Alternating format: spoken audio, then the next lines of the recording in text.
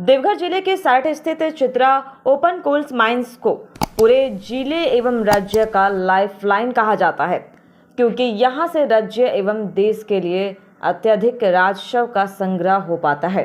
जिले के सारठ स्थित चित्रा कोल माइंस में प्रति वर्ष लाखों टन कोयले का उत्पादन होता है, जिससे चित्रा क्षेत्र में रहने वाले हजारों ग्रामीण एवं स्थानीय लोगों के साथ साथ सरकार को भी लाभ होता है।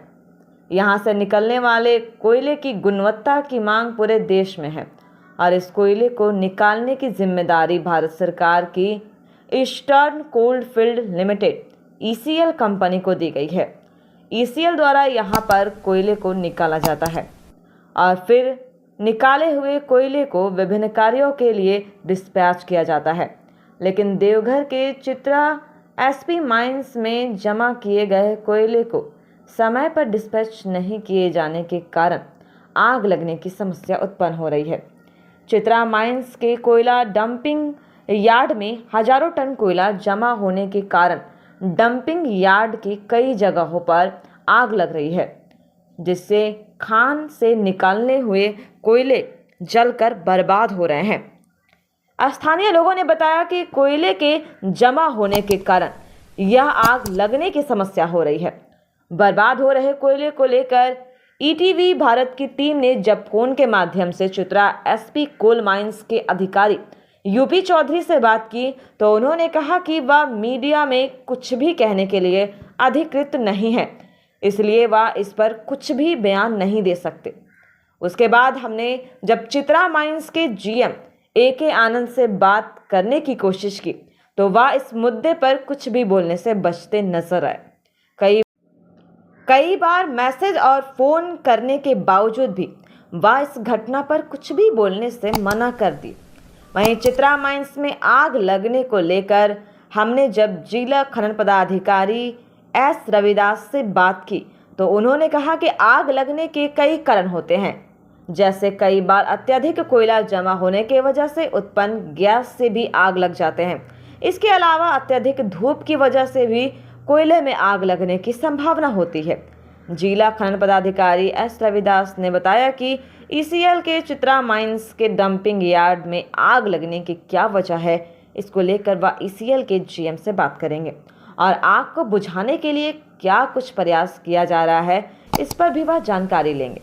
उन्होंने कहा कि आग लगने का कारण और बुझाने के लिए किए जा रहे प्रयास की जानकारी वह अपने उच्च अधिकारियों को भी देंगे ताकि बर्बाद हो रहे कोयले को बचाया जा सके। वहीं डंपिंग यार्ड में लगी आग को लेकर सारठ के पूर्व विधायक एवं झारखंड के पूर्व विधानसभा अध्यक्ष शशांक शेखर भोक्ता ने ECL प्रबंधन पर आरोप लगाते हुए कहा कि डंपिंग यार्ड में क्षमता से ज्यादा यदि कोयला जमा हो रही है तो इस पर ECL प्रबंधन ने पहले ही संज्ञान क्यों नहीं लिया। उन्होंने ECL प्रबंधन पर आरोप लगाते हुए कहा कि ट्रांसपोर्टरों के माध्यम से डंपिंग यार्ड में जमा हो रहे कोयला को क्यों नहीं डिस्पैच किया गया।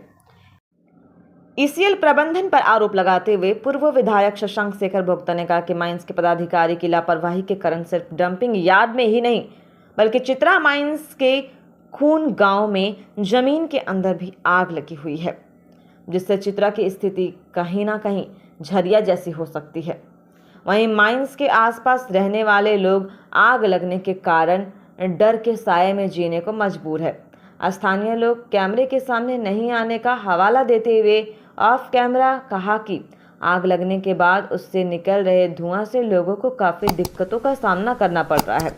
वहीं सामाजिक कार्यकर्ताओं मनोज यादव ने कहा कि डंपिंग यार्ड में जब क्षमता से ज़्यादा कोयला का जमाव होगा तो स्वाभाविक है कि गैस उत्पन्न होगी और आग की समस्या बढ़ेगी।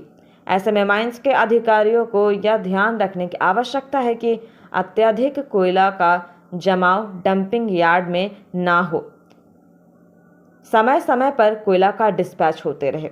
वहीं ECL के सूत्रों से मिली जानकारी के अनुसार आग पर काबू पाने के लिए प्रबंधन की तरफ से लगातार प्रयास किए जा रहे हैं। उम्मीद है कि जल्द ही डंपिंग यार्ड में लगे आग पर काबू पा लिया जाएगा। अब देखने वाली बात यह होगी कि प्रबंधन के प्रयास के बाद कब तक आग पर काबू पाया जाता है। देखिए, कोयला है, कोयला जब बहुत दिन रह जाए डंप ज़्यादा बड़ा हो जाए तो उसमें गैस फॉर्म होता है, और गैस फॉर्म होने के बाद आग लगना एक स्वाभाविक प्रक्रिया है। लेकिन उस पर अलर्ट रहना जरूरी है कि जब डंप है तो आग लगेगा, तो उसके लिए सतर्कता बहुत जरूरी है, जो लगता है कि कम बढ़ती गई। और इससे बहुत भारी नुकसान हुआ है। एक तो कोलेरी को नुकसान हुआ, स्टेट गवर्नमेंट को नुकसान हुआ कि उसका जो कोयला जल गया वो उसका रॉयल्टी नहीं मिलेगा। तो ये सब है, लेकिन कोयला में आग लगा है ये बात भी सत्य है, और आगे भी लग सकता है। और केवल कोयला में आग नहीं लगा, ये चित्रा और चित्रा बी जो था उसके बीच में भवानीपुर गांव के नीचे बहुत भयंकर रूप से आग लगी हुई है, जो कि धरती के भीतर है, जो यहाँ का हालत कभी भी झरिया जैसा हो। नहीं ठीक है, ये तो कहे ना जो कोयला है डंप रहेगा या आग लगेगा, तो ईसीएल का इसमें एक ही कई चीज होता है। जैसे कोयला जमा क्यों हुआ, यहाँ का जो कोयला का ट्रांसपोर्टर है उसको कोयला वो नहीं ले जा पा रहा रेलवे से। इसमें मैनेजमेंट की कमजोरी है कि उस पर दबाव डालना या एडिशनल लोगों को काम पर लगाना था कि कोयला यहाँ जमा ना हो। एक बात। दूसरी बात है कि आग लगने से बचाव के लिए आपको पानी चाहिए। तो प्रॉब्लम है कि चित्रा में पीने का पानी नहीं है। 1 महीना के बाद चित्रा के जो कॉलोनी में रहने वाले हैं या अगल बगल गांव के लोग हैं, उन लोगों को पीने का पानी नहीं मिलेगा, क्योंकि सारे सम्प जो हैं जहाँ पानी जमा रहता था कॉलोनी में, वो सारे सम्प सूखे हुए।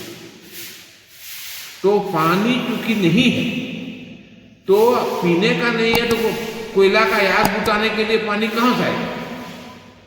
और जो भी कुछ दिया जाता है तातल से कतबारी बिंदु सम, हाँ, जैसे गर्म रेत पर पानी की कुछ बूंद पड़ेगी तो उड़ जाएगा वापस, तो उसी तरह आया कर सकते हैं ऊँट के मुंह में जीरा का मोर। तो इससे आग नहीं संभल सकती। तो ये 2 चीजें हैं जिनको कंपनी को, ईसीएल को चाहिए कि वो समय पर उसके लिए तत्पर रहे। गर्मी है, कोयला जमा है, आग लगी, या तो कोयला का डंप आप खत्म कीजिए, उसको डिस्ट्रैक्ट कीजिए, या नहीं तो प्रॉब्लम है सर। वो जो आग वाले पे बोल रहे थे, थोड़ा बता दीजिए एक बार फिर से सर।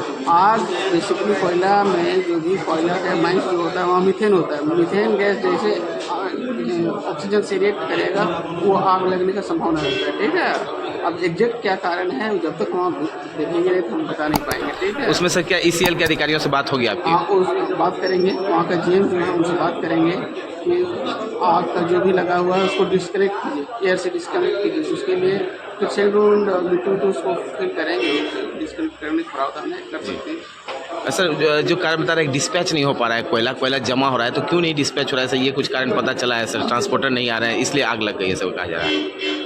इसके लिए तो रिस्पॉन्सिबल तो जीएम है, वही बता पाएंगे क्या कारण, लोकल क्या इशू है, क्यों नहीं हो रही है। एग्जैक्ट तो हम तो बता नहीं पाएंगे जब तक इसका रिपोर्ट हम। सर ईसीएल के सेंट्रल गवर्नमेंट की प्रॉपर्टी है और आप स्टेट गवर्नमेंट की डीएमओ हैं, तो इसमें से कैसे आप समन्वय बनाएंगे, किस तरह से काम करेंगे सर? इसके लिए हम उनसे लाइनअप करेंगे, उसका बात करेंगे क्या प्रॉब्लम है, आप ट्रांसपोर्ट क्यों नहीं करा पा रहे हैं, डिस्पैच क्यों नहीं कर रहे हैं, इसमें आपको क्या दिक्कत है। स्थानीय लोगों को भी समस्या बढ़ सकती है सर धुआं से। हाँ, तो इसके लिए तो बोलेंगे ना कि आप समाधान कीजिए, तत्काल समाधान कीजिए, जो भी प्रॉब्लम है उसको सॉर्ट आउट कीजिए, नहीं तो इशू हो सकती है। इसके लिए जीएम इसलिए बनाया गया है, इसलिए रखा गया है, सेंट्रल का जो भी है मंत्रालय, तो जीएम रखने का प्रावधान यही है कि अपना जो भी लोकल है तत्काल सॉर्ट आउट करें। तो उम्मीद की जा सकती है सर कि चित्रा में जो आग लगी हुई है उसको सर डंपिंग यार्ड में, हाँ, हो सकती है, उसको बुझाया जाएगा। हाँ, सुलझ सकता है। ठीक सर, थैंक यू। जहाँ तक एशियन में आग लगने की जो प्रक्रिया है, ये एक हमेशा स्वाभाविक तौर पे होती रहती है, लेकिन अभी जो लगी है इसके पीछे टोटली मैनेजमेंट का ही दोष दिया जा सकता है, क्योंकि डंपिंग यार्ड में अगर आग लग रहा है तो कहीं ना कहीं इसमें प्रशासन की चूक है, मैनेजमेंट इस पर कहीं ना कहीं चीज़ों को फेरबदल कर रहा है, तो ये चीज़ें आमतौर पर दिखने लगी हैं। और ईसीएल में क्या है ना, यहाँ राजनीति बहुत ज़्यादा हो रही है, कौन किस पे हावी है ये मसला भी काफ़ी ज़्यादा हो रही है।